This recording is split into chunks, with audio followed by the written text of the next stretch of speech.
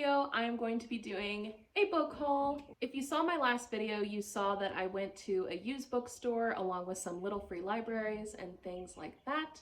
So I got several books from that, and I am excited to show you all what I got. All of these are books that I have already read. Some of you might know that I am on a new book buying ban, meaning that I am not buying any books that I have not already read. However, I can buy books that I've already read. So that's what this is. Our first book is When We Were Bright and Beautiful by Gillian Medoff. I read this earlier this year. It is in the perspective of a woman whose brother was accused of sexual assault. It goes through the family's thoughts on this, them going to court about it, etc., etc. I actually didn't love this book. I didn't hate it. I kind of gave it a middle rating, but I love having a copy of it, and I would love to loan it out to other people to hear their thoughts as well. Then I have a book that I really enjoyed earlier this year, or maybe even last year. The Weight of Blood by Tiffany D. Jackson.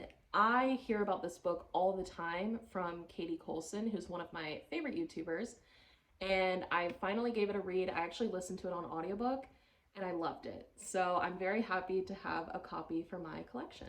This next book I was so happy to find. Love in Other Words by Christina Lauren, but it's the OG cover. Oh, I am so happy about this. If you know anything about romance, this is one of the top romance books. I adored it. I think I gave it 4.5 or something. I hate the new cover of this book. So I purposely have not been buying it because I just don't like it. I think it looks bad. Hot take, I know, I don't like it. But I like this cover, and so when I found this at the used bookstore, I was like, oh my gosh, because you never see this cover anymore. So excited. The next book I got, I'm actually gonna have to cover a part of it because I don't want to get flagged. The Body is Not an Apology. She's not fully nude on the cover, but close. This is a book about body positivity and radical self-love. I read this a while ago, but I definitely recommend it. It does get a little repetitive, but it's a short enough book that I recommend it, especially if you're someone who has struggled with body image. That's a great one to read. I then got two Pretty Little Liars books, which is kind of funny, but I just wanted to add them to my shelf. I think they look really pretty on my shelf. Flawless and Perfect. I have only read the first 3 books in the Pretty Little Liars series. I might pick it up again in the future. It's just fun. They're not great books, but they're a fun time. They're a light, easy, fun read. And I like the spines. They look fun on the shelf.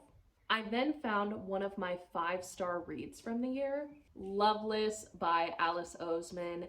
I read this, I want to say in January. If not, it was February. It was super early in the year, and I gave it an absolute 5 stars. I ate it up. And I would love to reread this book because it is seriously, it's so good. It's so good. I had some pretty bad luck with other Alice Oseman books, actually. I obviously love Heartstopper, but I did read 2 of her other books in a video, and it wasn't as good of a time, unfortunately. But I do love this one. Last but certainly not least, I decided to add to my Death Note collection. They had the 6 black edition, so I decided to get it. The only part of that that's kind of awkward is that I now own 1, 2, 3, and 6. So I definitely need to get 4 and 5 to round out my collection, but I'm not necessarily in a rush to do that. It is just kind of a funny thing.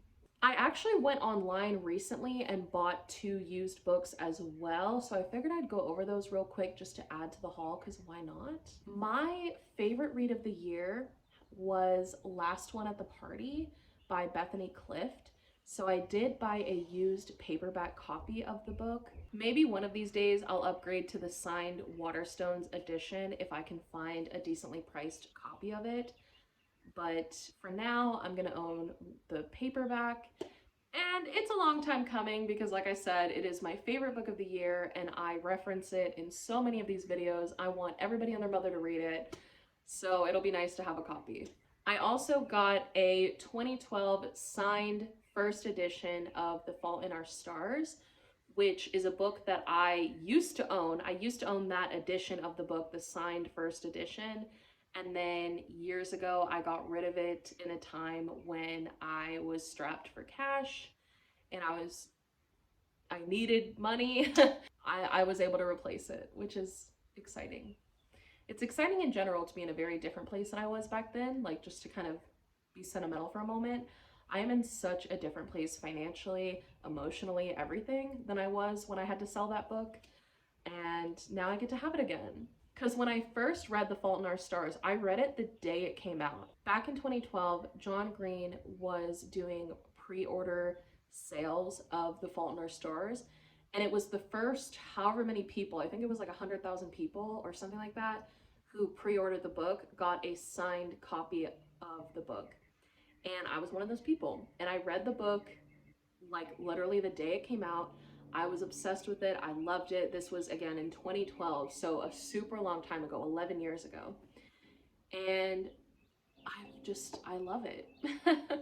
I am so excited to be able to get not my copy back, but close enough, you know, one of those copies back.